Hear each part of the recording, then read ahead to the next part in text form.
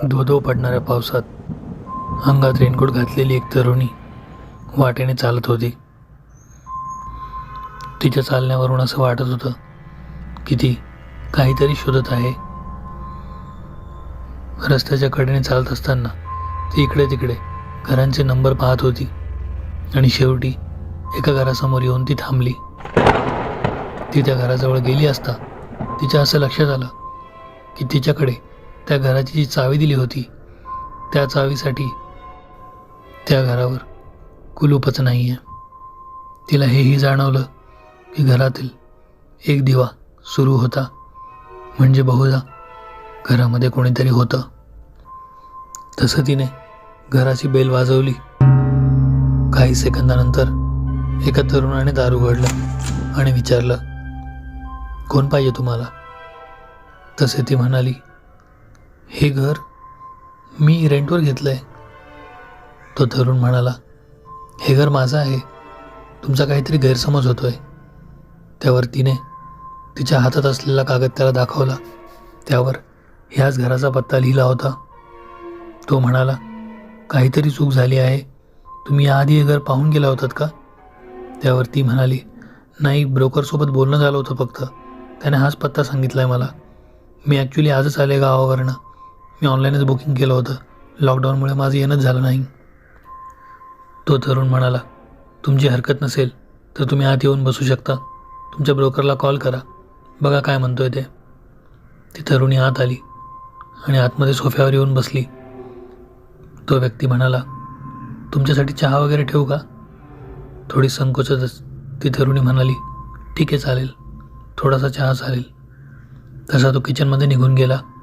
तिने तिच्या ब्रोकरला फोन लावला आणि विचारलं, तुम्ही मला जे घर दिलं होतं त्या घरात मी आली आहे, पण इथे कोणीतरी आधीच राहत आहे, तुम्ही फसवलं आहेत का मला?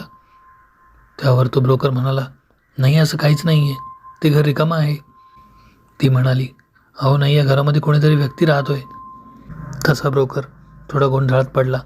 तो म्हणाला, थांबा, मी सकाळी तिथे येतो, बघूयात आपण. त्यावर ती म्हणाली, अहो पण सकाळपर्यंत मी कुठे जायचं? मी इथे सोबत सामान घेऊन आली आहे आणि इथे राहण्याची काही सोय नाही आहे माझी. ब्रोकर म्हणाला, आजची रात्र कुठेतरी हॉटेलमध्ये वगैरे ॲडजस्ट करा ना, मी सध्या शहराच्या बाहेर आहे, मी शहरातच परत येतो आहे. त्याचे ते बोलणे ऐकून तिला त्याचा खूप राग आला. काय एक विचित्र लोक असतात. समोरची व्यक्ती एक मुलगी आहे हे जाणूनसुद्धा असं कसं बोलू शकतात? युजलेस. तिने रागातच फोन कट केला. तेवढ्यात तो तरुण हातामध्ये एक चहाचा कप घेऊन आला आणि तिच्याकडे सरकवत म्हणाला, तुमची काही हरकत नसेल तर तुम्ही आज इथे थांबू शकता, म्हणजे तुमचा प्रॉब्लेम होणार असेल तर, कारण एवढ्या रात्री तुम्हाला आता कुठे लॉज वगैरे किंवा हॉटेल मिळणार ना. ही जागा असंही शहरापासून थोडी बाहेर आहे. त्या व्यक्तीच्या बोलण्यात तथ्य होते, पण शेवटी एका तरुणाच्या घरात कसं राहायचं हाही तिला प्रश्न पडला होता. त्यात तो एकटाच होता बहुतेक. ती म्हणाली, ठीक आहे, चालेल, तुमची ही हरकत नसेल तर मी आज रात्री इथेच थांबते. तो म्हणाला, हो चालेल, तुम्ही हवं तर इथे सोफ्यावर झोपू शकता. ती म्हणाली, नाही नको, मी जागीच राहील, तसंही आता सकाळ होण्यामध्ये फार तर फार 3 तास उरलेत. तो ठीक आहे म्हणाला, तुम्हाला टी व्ही वगैरे पाहायचा असेल तर पाहू शकता. त्याने तिच्याकडे रिमोट सरकवत बोलले आणि तो आपल्या बेडरूममध्ये निघून गेला. तिने मनातल्या मनात विचार केला, बिचारा किती चांगला मुलगा आहे. अशा वेळी जर एखाद्या व्यक्तीकडे अशी एखादी तरुण मुलगी आली असती तर त्याने न जाणे काय केलं असतं तिच्यासोबत.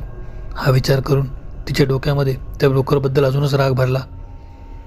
तिने पुन्हा एकदा त्याला फोन लावला आणि म्हणाली, तुमच्यामुळे मला आज एका अनोळखी पुरुषासोबत राहावं लागत आहे. तो ब्रोकर म्हणाला, मॅडम माफ करा, पण मी कालच ते घर चेक करून गेलो आहे, तिथे कोणीच राहत नाही. तुम्ही नेमकं त्याच घरात गेला आहे का हे मला चेक करायला लागेल. बहुधा तुम्ही चुकीच्या ॲड्रेसवर गेलात. तसे त्याने पुन्हा तिला तो ॲड्रेस सांगितला. त्यावर ती म्हणाली, मी बरोबर ॲड्रेसवर आहे, तुम्ही मला असं घर दिलं जे ऑलरेडी कोणाचं तरी आहे, कोणीतरी राहत आहे तिथे. तो म्हणाला, हे शक्यच नाही आहे. त्या दोघांचे वादविवाद बराच वेळ चालले. शेवटी कंटाळून तिने फोन ठेवून दिला. मनातल्या मनात त्या ब्रोकरला शिव्या देत ती तशीच पडून राहिली. तिने टी व्ही ऑन केला आणि ती एक चित्रपट पाहू लागली. काही वेळात चित्रपट पाहत असताना तिचा डोळा लागला आणि ती निद्रेच्या आहारी गेली. रात्रीचे सुमारे 3-3:30 झाले असतील. घरामध्ये एक विचित्र प्रकारची शांतता होती आणि गारवा प्रमाणापेक्षा जास्त वाढत चालला होता. आता तिला त्या घरामध्ये थोडं विचित्र वाटू लागलं होतं. तिचा डोळा पुन्हा उघडला. तिने आजूबाजूला पाहिले तर टी व्ही बंद झाला होता. बहुतेक त्या तरुणाने येऊन टी व्ही बंद केला असेल. समोरच्या टेबलावर ठेवलेली पाण्याची बाटली तिने उचलली आणि घटाघटा त्यातून ती पाणी प्यायली. तिचं लक्ष त्या तरुणाच्या बेडरूमच्या दिशेने गेलं तर आतमध्ये दिवा तेवत ठेवलेला होता. तिला असं वाटलं की एवढ्या आधुनिक युगातही हा आपल्या बेडरूममध्ये दिवा का लावत असेल. तरीही त्याच्याकडे लक्ष न देता ती तशीच बसून राहिली. तिला आता झोप येणे शक्यच नव्हते, कारण आता तिला या घरामध्ये भीती वाटू लागली होती. अचानक एका आवाजाने तिचे लक्ष वेधले गेले. तिला असं जाणवलं की तिच्या मागच्या बाजूने कोणीतरी गेलं आहे. हा विचार तिच्या मनात येताच ती अजूनच घाबरली. तिला असे वाटले की आपण या हॉलमध्ये एकटे नाही आहोत. तिने संपूर्ण हिंमत एकवटून मागे वळून पाहिले, पण मागे कोणीच नव्हते. आता जेव्हा ती मागे पाहत होती तेव्हा पुन्हा तिच्या समोरच्या बाजूने कोणीतरी गेल्याचा तिला भास झाला. आता मात्र तिचे धाबे चांगलेच दणाणले. ती इकडे तिकडे शोधू लागली. तिने आपल्या मोबाईलचा टॉर्च ऑन केला आणि सर्व दिशेने फिरवला, पण त्या रूममध्ये तिच्या खेरीज कोणीही नव्हतं. ती इकडे तिकडे पुन्हा शोधू लागली, तरीही तिला कशाचा मागमूस लागला नाही. आता त्या घरात ती भयान शांतता तिला जीवघेणी वाटू लागली होती. तेवढ्यात तिला असं काहीतरी दिसलं जे पाहून तिच्या अंगावर सर्रकन काटा आला. तिने पाहिलं त्याच्या बेडरूमच्या दाराच्या आडून एक लहानगी मुलगी तिच्यावर डोळे रोखून आहे. त्या मुलीचा अवतार इतका भयानक होता की तिने कधी स्वप्नातही पाहिला नसेल. पांढरे फट्ट पडलेले तोंड, विस्कटलेले केस आणि त्या मुलीचे डोळे पूर्णपणे काळे होते. एक विक्षिप्त हास्य करत ती तिच्यावरच रोखून बघत होती. ती जोरात किंचाळली, पण तिची किंकाळी ऐकण्यासाठी तिथे कोणीही नव्हतं. ती त्या बेडरूमजवळ गेली.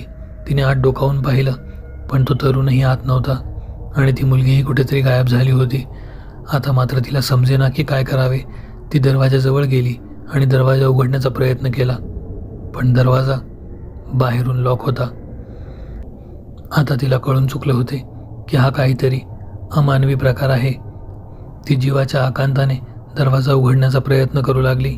कसाबसा तो दरवाजा तिच्याकडून उघडला. ती बाहेर आली आणि बाहेर येता क्षणी तिचं लक्ष खिडकीत गेलं. खिडकीत तोच तरुण एका लहान मुलीसोबत उभा होता आणि दोघेही तिच्याकडे पाहून एक विक्षिप्त हास्य करत होते. ते सर्व पाहून ती जागीच बेशुद्ध झाली. तिला जाग आली ते सकाळी त्या ब्रोकरच्या आवाजाने. तो तिला उठवत होता. मॅडम, मॅडम उठा. काय झालंय? तुम्ही असे बाहेरून का पडलात? तिने घडलेला सर्व प्रकार सविस्तर त्या ब्रोकरला सांगितला. ते सर्व ऐकून तो ब्रोकर घाबरला आणि तो म्हणाला, हे दोघे होते का ते? त्याने तिला एक फोटो दाखवला. त्या फोटोमध्ये तोच व्यक्ती आणि तीच मुलगी तिला दिसली आणि तिचे हातपाय थंड पडले. ती म्हणाली, हो, हेच ते दोघे. त्यावर तो ब्रोकर सांगू लागला, हे घर खरं तर यांचंच होतं. काही वर्षांपूर्वी यांचा इथे मृत्यू झाला होता. यांच्या एका नातेवाईकाने हे घर मला विकलं आणि तो परदेशी निघून गेला. मी इथे जवळच राहतो, त्यामुळे मी या दोघांना चांगलाच ओळखतो. अचानकच दोघांचा त्या दिवशी कसा मृत्यू झाला हे अजूनही कोणाला समजले नाही आहे, पण या घरामध्ये असं काही असेल ह्याचा आम्ही कधी विचारच केला नव्हता. त्या ब्रोकरचे ते सर्व बोलणे ऐकून ती जास्त घाबरली होती. कालची रात्र आपण 2 भूतांसोबत काढली आहे हा विचार तिच्या मनाला हादरवून सोडत होता. तिने ठरवले की आता या ठिकाणी राहायचे नाही. तिने त्या ब्रोकरकडनं आपले सर्व पैसे परत घेतले आणि ती तिथून निघून गेली. त्या दिवसापासून त्या घराबद्दल बऱ्याच अफवा उठू लागल्या आणि ते घर कोणीच विकत घेत नव्हतं. शेवटी कंटाळून ब्रोकरनेही ते घर लोकांना दाखवणे बंद करून टाकले. ते घर आजही बंद आहे आणि आजही ते वाट पाहत आहे आपल्या नव्या सावजाची.